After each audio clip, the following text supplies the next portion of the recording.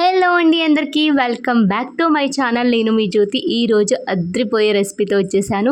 And కూరగాయలు ఇంట్లో ఏం లేనప్పుడు ఒక శనగపిండితోనే ఈజీగా కర్రీ చేసేయచ్చు. డెఫినెట్గా నేను చేసిన ప్రాసెస్లో అయితే మీరు కూడా ట్రై చేయండి. మీ అందరికి కూడా చాలా చాలా బాగా నచ్చేస్తుంది అండ్ చాలా ఈజీగా చేసుకోవచ్చు. అండ్ వీడియోలోకి వెళ్ళే ముందు మా ఛానల్ ఎవరైనా ఫస్ట్ టైం చూస్తుంటే ప్లీజ్ గాయ్స్ లైక్ చేయండి, పక్కనున్న బెల్ ఐకాన్ అయితే ప్రెస్ చేయండి. అప్పుడు నేను ఎప్పుడు వీడియోస్ పెట్టినా మీకు నోటిఫికేషన్ వస్తుంది. అప్పుడైతే వీడియో ఈజీగా చూసేయచ్చు.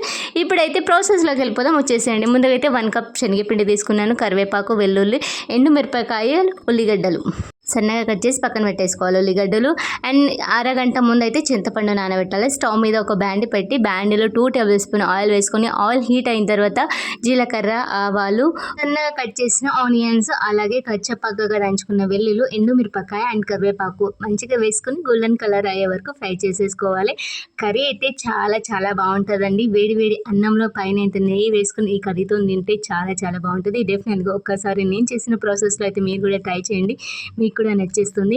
ఇలా మంచిగా ఫ్రై అయిన తర్వాత మనం చింతపండు రసాన్ని మంచిగా తీసుకొని చింతపండు రసాన్ని ఈ వాటర్లో అయితే యాడ్ చేసేసుకోవాలి. మనము తింటుంటే పుల్లగా కారం కారంగా చాలా బాగుంటుంది. చింతపండు రసం యాడ్ చేసి మసులుతున్నప్పుడు మనం ఎండుమిరపకాయలు వేసాం కాబట్టి మనం కారం చూసి యాడ్ చేసుకోవాలి.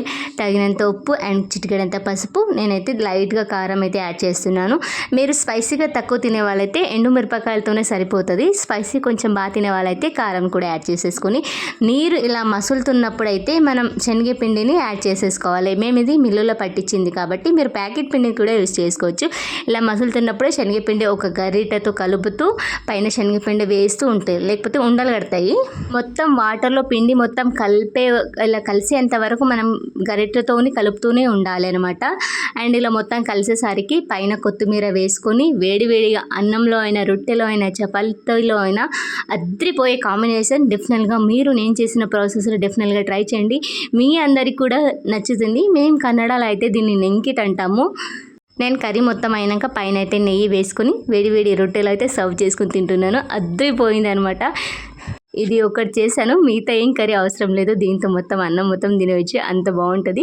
డెఫినెట్గా ఈసారి మీరు కూడా ట్రై చేయండి. అండ్ వీడియో ఎలా అనిపించిందో డెఫినెట్గా మీ ఒపీనియన్ని కామెంట్ బాక్స్లో కామెంట్ చేయండి. ప్లీజ్ గాయ్స్, వీడియో నచ్చితే లైక్ చేయండి, అలాగే షేర్ చేయండి.